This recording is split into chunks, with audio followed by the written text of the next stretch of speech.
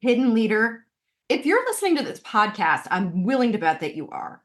I absolutely love this concept of hidden leaders, which I dive into here with Allie Wilson, a fellow executive coach.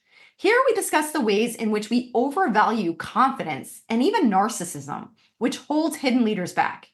We also explore ways that hidden leaders can emerge from the shadows. Allie also offers one of my favorite reframes of imposter syndrome. Thank you so much, as always, for listening. Welcome to the Impostor Syndrome Files. My name is Kim Meninger, and as an executive coach and former high-tech leader, my personal mission is to help professionals overcome imposter syndrome so that you can advance your career with confidence. Each week, I interview a new guest who brings a powerful perspective to this conversation, including personal stories, best practices, and new insights. The more we talk about this issue, the more we destigmatize imposter syndrome, recognize that we're not alone, and empower ourselves to access the tools and resources that can help us and those around us. Thank you so much for listening and for sharing with others you think would benefit from this conversation.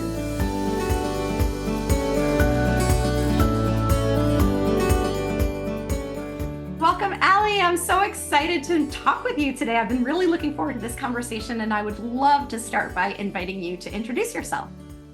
Thank you, Kim. I'm really looking forward to it too. So my name is Alison Wilson, and I currently work as an executive coach. But I started my career a long time ago as an engineer, a chemical engineer, so a very different area. And I worked in kind of technical roles for most of my early career for big companies. But through that time, I enjoyed the technical side of the work, but I became increasingly interested in people and people leadership. So I worked in manufacturing, and often in manufacturing, you start managing teams quite early in your career. And I also moved between some big companies, big organizations, multinational companies like Procter and Gamble, GlaxoSmithKline, that I kind of thought on paper would feel similar, would because they were similar size, they worked in kind of similar technical areas, they were recruiting from a similar pool of graduates. And actually, I was really surprised at how culturally different those places felt. And that kind of just sparked a real interest in me about leadership and how the way someone shows up as a leader can just have this phenomenal impact on the whole organization.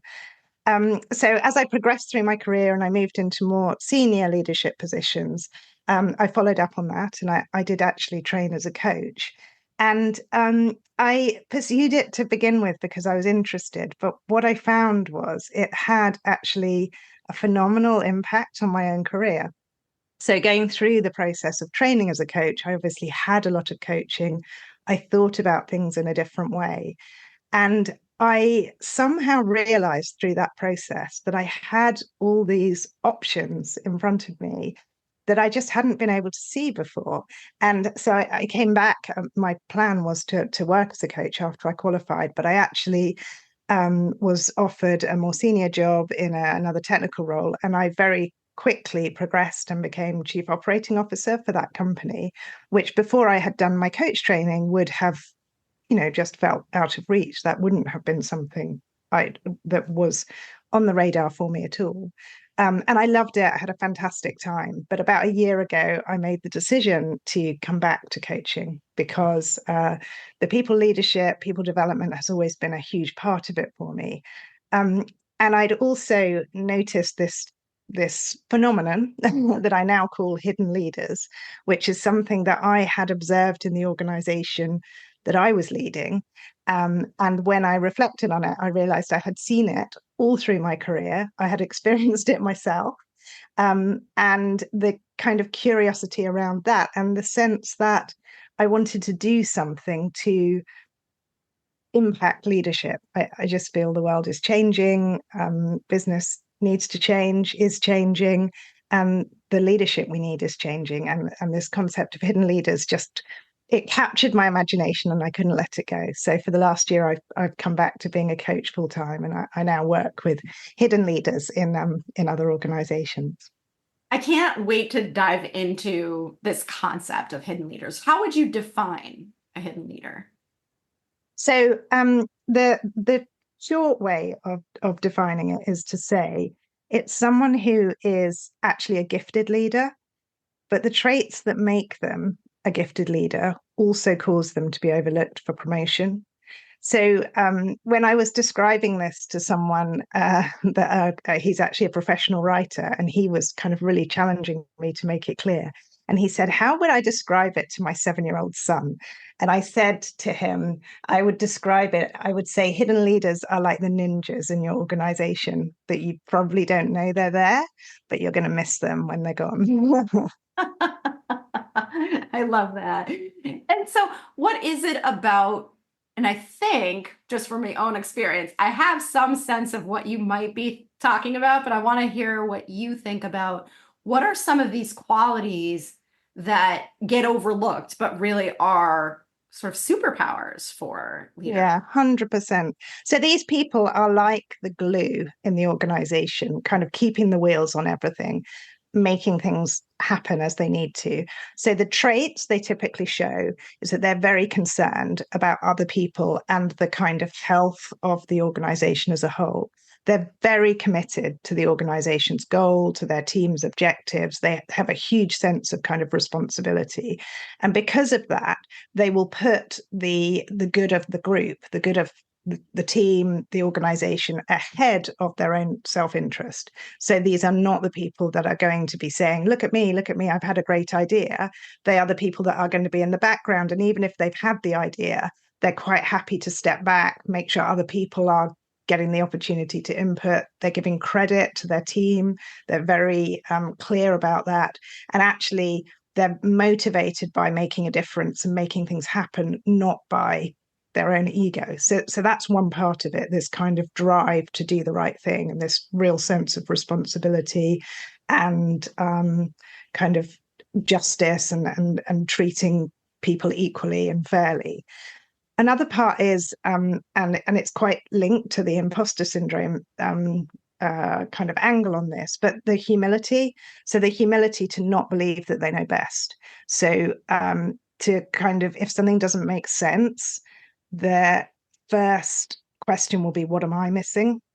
So they're always looking around for the information that they need to make things make sense. And if it doesn't make sense, typically they will be looking to themselves as missing something, and that's the reason.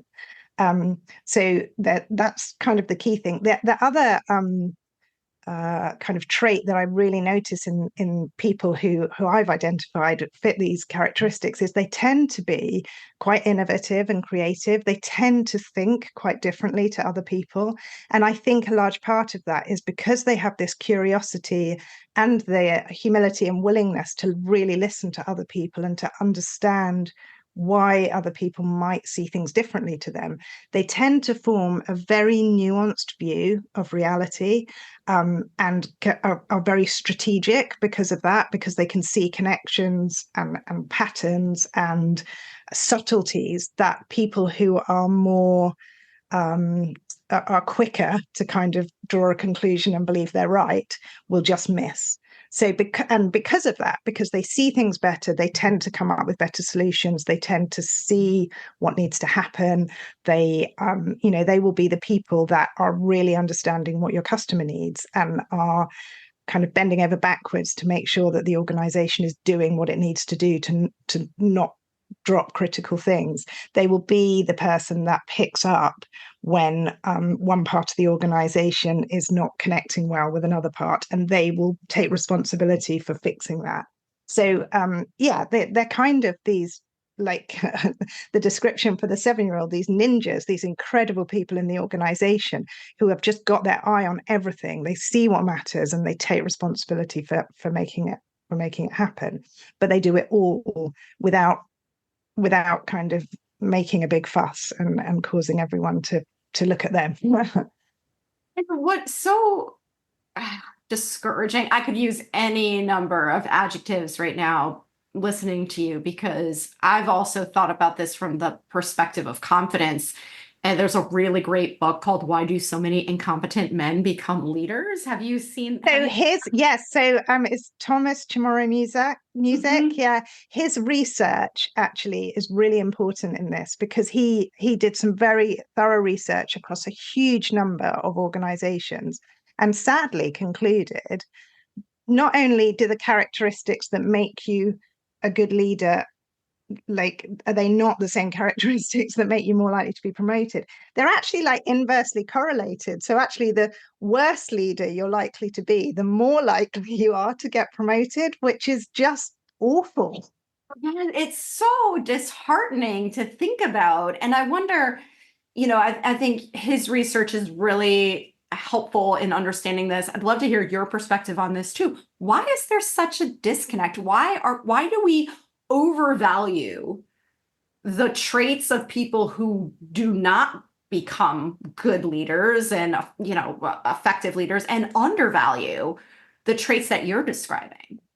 Yeah, I mean, we actually, according to his research, we actually overvalue a handful of pretty toxic personality traits like narcissism and overconfidence, which are incredibly damaging to organizations.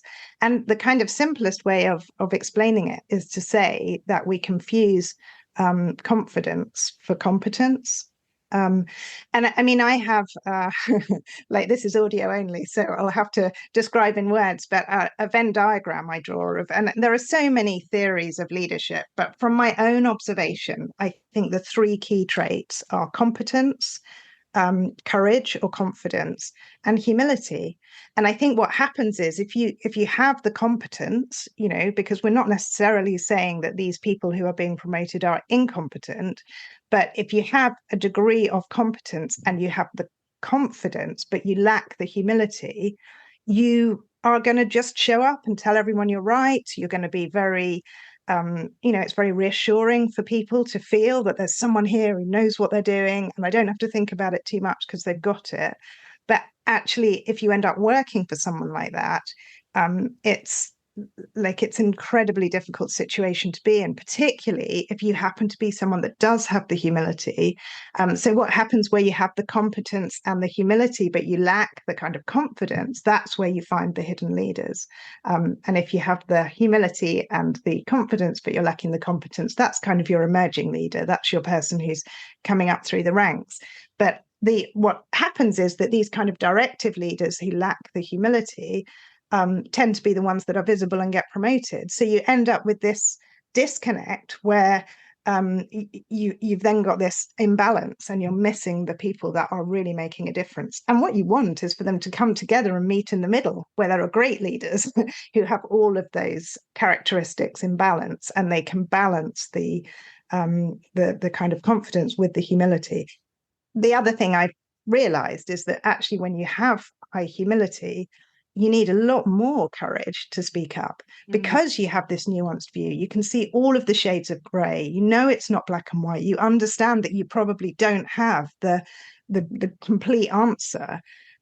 So it's quite difficult to counter someone who's actually not seeing all of that complexity, but is very confidently telling you, well, this is the right thing to do. So yeah, it's a dilemma, but it's critical that we understand it more and talk about it, and organizations take steps to balance this. Yeah, absolutely. And, I think, because I think about confidence a lot, and I actually think that that form of confidence that you're describing is not true confidence, right? Confidence is quiet. True confidence is quiet in my mind, right? I think there's Yeah. true confidence is, it includes humility, because if you Yes. truly believe in yourself, you know that you don't know everything and you're not trying to look like the smartest person in the room, right? And it just shuts out Exactly. everybody. 100%. It's the kind of courage to be vulnerable, to Yes. kind of say what you don't know. Yeah, I wholeheartedly agree with you. The problem is, of course, if you end up with lots of people who don't have those traits in leadership, then the people that you're looking up to, you kind of create a culture where within the organization people feel they have to behave in a certain way in order to progress. That's what leadership starts to look like, and it's actually hugely damaging for organizations, because the truly good people will often leave, or they stay below the radar in kind of not in the positions that they should be in. And of course, people who have kind of moved to that directive leadership position, they can be supported to become great leaders, to develop those other skills. But my sense is it's much harder to retrofit those skills than it is to build confidence in the people that are already naturally very attuned to the needs of others, and the kind of the importance of the collective above the individual. I completely agree with you on that front too. I feel like in many ways it's a lack of self-awareness on the part of these leaders who don't really feel motivated to make any kinds of changes to themselves, right? Because it's other people who have the problem, not them. Exactly. And the first time I kind of really consciously thought about this was when I read the book by Marshall Goldsmith called What Got You Here Won't Get You There. So it's a very famous book. He's obviously a very well-known executive coach, an amazing man. But it just struck me when I was reading, I was just thinking, but this is all common sense. Like, surely people in these positions don't need this pointed out to them. And it just kind of, like, it was a penny dropping slowly, that actually he was talking to the fact that most people who get here got those traits. So then I started thinking, well, what about people who've already got the stuff they need to go from here to there, but they can't do the first bit because they're not being supported? And then that's when I started to think, well, actually, yes, I've come across these people. And really, if I'm truly honest about my own career growth, there was a part of that for me. I definitely believe I was a hidden leader. But once I broke through and made it into leadership positions, my success and my kind of rapid progression was 100% built on being able to see these people and help them, like, get them into the right roles, so that our results just massively increased. So, I mean, I wasn't doing anything special other than kind of being able to say, well, this is crazy, like, we're listening to the wrong people. And when I was in a position where I had the authority to kind of make changes in the organization, I was able to restructure things, and typically the organization performance would massively improve. Well, and I think it's so great that you have that kind of influence. And I worry that you mentioned earlier that a lot of the traits of these, whatever the opposite of a hidden leader is, right? Like the leaders that are being directive leader, I call them, but maybe that's not the right term. I don't know. That's good. The ones who are being rewarded for these other behaviors. Unfortunately, you're right. I think a lot of people view their success as a blueprint, and it becomes like, oh, well, if I want to be where they are, that's what I need to do. So maybe it becomes an incentive to mimic their behaviors. But then also, if you've got people who are hidden leaders who break through this ceiling and get into these positions, and they're surrounded by these other leaders, that can also become a situation where it's like, is it worth, I don't want the hassle of having to be part of this environment where I have to deal with these big egos. Nobody's listening. Everyone thinks they know everything, right? So to your earlier point, people will often leave because it's a toxic environment and they don't want to be part of it. Yeah, 100%. But the one thing I will say is that this isn't like, it's not a big kind of pity project for it's about what really works. And so my experience was, yeah, I might not have been particularly popular with some of the things I was saying and doing, and people disagreed with me, but I got results. And, once you get results, people listen. And sometimes it's not your peers, it's not even the people one level above you, but somewhere up there will be the great leaders, because the directive leaders can get results, and they can stay in position for a long time, but typically when things are difficult, when they're tricky, when the organization really needs to get behind something, they won't be able to deliver what needs to be delivered. And that's the kind of key message I want anyone who is kind of thinking, well, maybe I am a hidden leader. Because I think what happens is when you are a hidden leader and you're hidden, you don't know you're hidden. You think you're deficient. You think to yourself, this doesn't make sense to me. I must be missing something. If I was more senior, I would be able to see what they see, and then this would make sense. And I guess my message would be, if you're feeling that, maybe just try considering the fact that you're seeing something other people aren't seeing because you're good at what you do. You're better than, you're seeing something because you've got a strength, not a deficiency. And how does that change things? If you knew that you were going to move up a level and see that it was exactly like it looks from where you are right now, what would you do differently? And what conversations would you have? Because like I've just seen so many times that when people do find the courage to get themselves noticed and to get themselves into the positions that they aspire to be in and that they have the capability to do, their impact is phenomenal. And that's what the organization needs, right? Yes. And so I think you answered the question I was just about to ask you, which is how do hidden leaders become unhidden, right? What are the steps that individuals listening who think, oh, that's me, take? And does it require doing anything? I mean, it's always uncomfortable to do new things, but like, I guess what would you say about sort of taking a first step here, right? Like, what is it? Yeah, sure. So I do think that actually, if you're quite a reflective person, which I think if you're a hidden leader, you probably are, you're probably thinking a lot, that actually just reflecting on that point that we were just talking about, that hang on, if you reframe this as, yeah, you're seeing something different, but you're seeing it because you have a strength, not a deficiency, like asking yourself, okay, well, if I knew that was true, what would I do differently? And you may find that that starts just opening a door or some ideas for things you could do differently. The other thing I would say is that finding a community, like, first of all, recognizing, I really believe this is a thing. I believe hidden leaders are in the minority, but they are out there and they are in every single organization. And, it can be quite lonely, because my experience was I was kind of saying, this is crazy. We're not doing the right things. Why are we working in this way? I don't understand it. And all of my friends were kind of saying, like, why are you worrying about it? It's not your job. Like, just kind of do your job and go home and enjoy your life. And I kind of couldn't.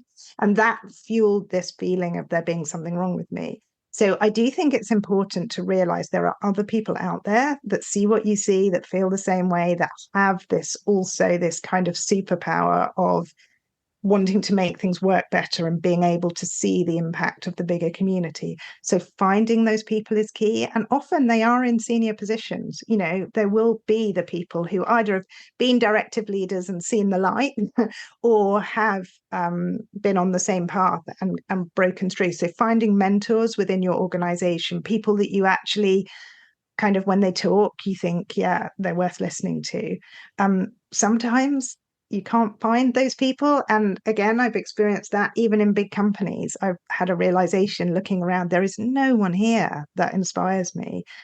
So I would say, just look outside of your organization if you need to, like, try and find a community, find other places where you can go, where you can talk to people who feel the same. And that's part of, I have a community that I run called Hidden Leaders, and that's kind of part of the idea behind that recognizing a huge part of this is the feeling of loneliness, that other people don't see things the way you see it. So finding people, maybe a coach or someone who can help you make sense of that.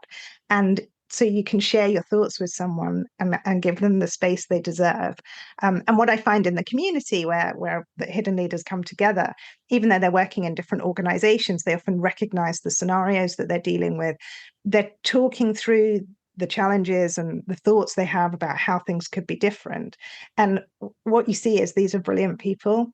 And when you're surrounded by a team of people who are brilliant, and you're seeing your own thoughts reflected in what they're saying, and you're seeing how awesome they are, it starts to open the door a little bit to you to realize, actually, maybe that is me too. Maybe maybe I really am as good as that.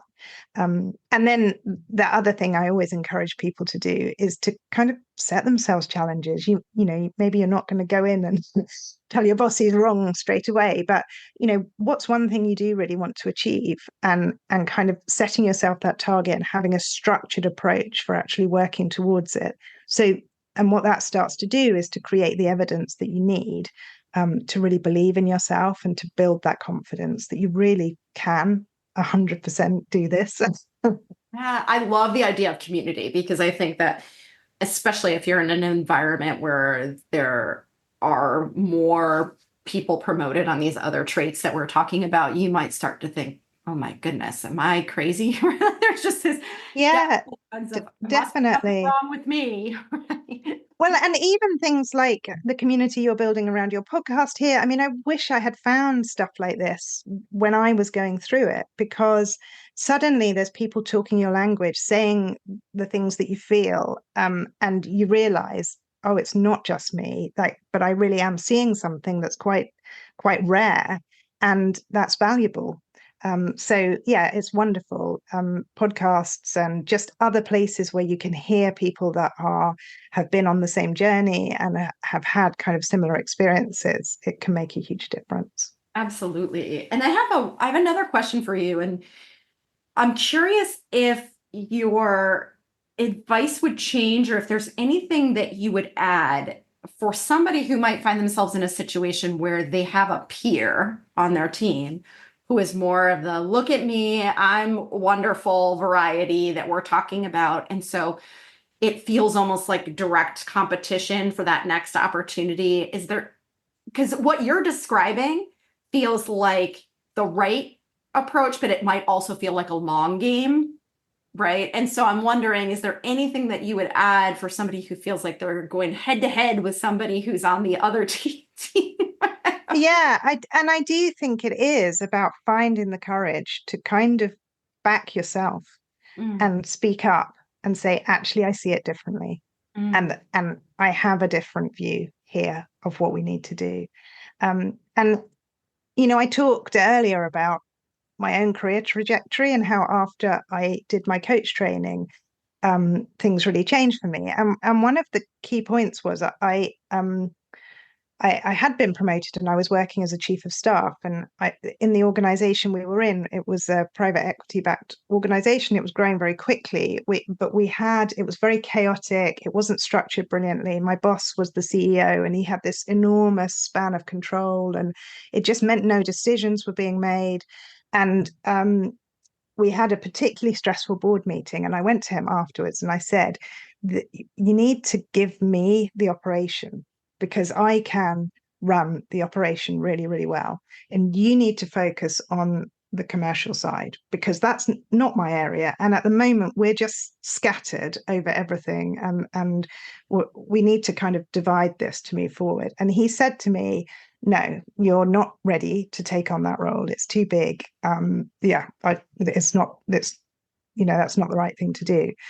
And previously, before I'd gone through my coach training, that would have hit me. Like he was telling me I wasn't good enough, and that would have landed, and I would have believed it, and I would have shrunk, and I would have gone back to my place, and I would have carried on trying to hold it together. But because I'd done this work and I'd kind of worked through, and I knew I was right. Like in my heart, I knew I was right. So the next day I went back to him and I said, you're wrong. Like, I can do this. And not only can I do it, I can do it really well. And you need me to. And he said to me, okay. And that's how I got my promotion to the C-suite. So I think you're absolutely right. It's not even in a place where you're in competition with someone else. It's about being able to see yourself for what you truly are, which is gifted and talented, and then to back yourself. Yes. And I would even take it one step further because I love what you just said. I often come at this from a place of, I always advise people to come at it from a place of service rather than expertise, because I think if our measure of success is being an expert, we're always going to feel like we're falling short. But if it's more of how can I be of greatest service, which you're describing as a superpower of these hidden leaders, what you were doing when advocating for yourself was not advocating entirely for your own personal gain. You were advocating for what you thought was the best thing for the business. And I think that's an 100%. advantage that hidden leaders have that others don't. So if you could just mix that with the courage, like you're saying, to go. It's a wonderful way to put it, because it's not about you. And the whole thing with the hidden leader is it's never about you. So actually, why does it become about you when you're talking about you being in a more senior position? As a hidden leader, that's brilliant what you've just said there, because it's so true. It's almost like we have this we're judging ourselves negatively, whatever we try and do. But if we bring exactly that, how can I be of more service? How can I have a greater impact and deliver more value? Yes, that's a really nice way of thinking about it. This has been so incredible, Ali. I love your message. I love this whole concept of hidden leaders. I encourage everyone to connect with you. Where can people find you if they want more of you?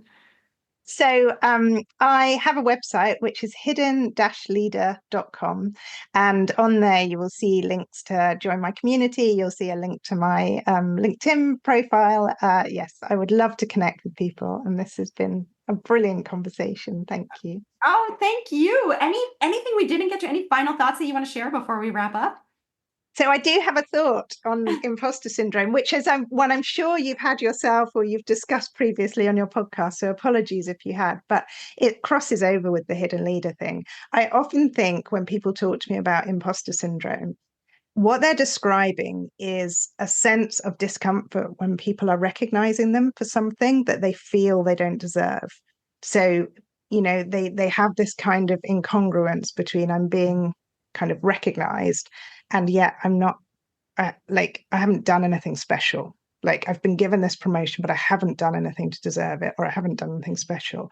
So the reframe that I have on this is, again, this is maybe just a sign that you're working in your zone of genius, and the stuff that comes very naturally to you and feels like it's not taking a huge amount of effort is actually delivering a result that from the outside is above and beyond what other people could achieve. So rather than immediately jumping to they're just being nice or they've got some other agenda, just taking it as acknowledgement that what you are delivering is valuable. And if it doesn't feel like it's taken much for you to deliver that, imagine what you could do if you did decide to apply yourself to it, I love that so much. I think that's brilliant. The idea that because it comes naturally to you, you, on the one hand, take it for granted and assume that it's not worthy, whereas in your reframe, assume that that is your zone of genius and there's so much more where that came from, right? I love it. Yeah. What a great way to wrap up this conversation. Thank you again, Ali. This has been fantastic. Yeah, I've really enjoyed it. Thank you, Kim. Thanks so much for listening to the Impostor Syndrome Files. If you would like to continue this conversation in a safe and trusted space, I would love for you to join my virtual discussion group every Thursday at 12 p.m. Eastern.